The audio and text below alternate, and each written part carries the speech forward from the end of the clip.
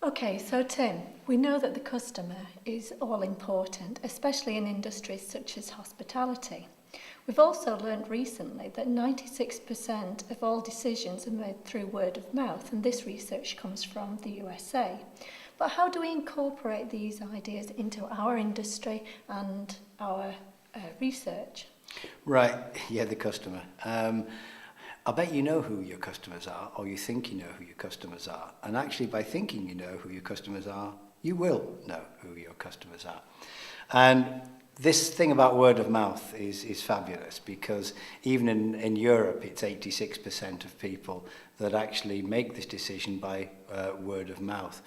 And I'm really interested that how far this word of mouth goes, because if we're booking a hotel now, do we ever go online without looking at TripAdvisor or the equivalent to TripAdvisor?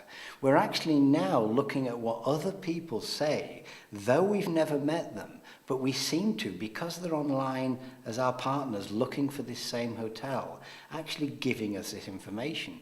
But are you now, as companies and organizations, using all of that information and pulling it all together to make a decision as to what does our customer now want? What does our customer now look like?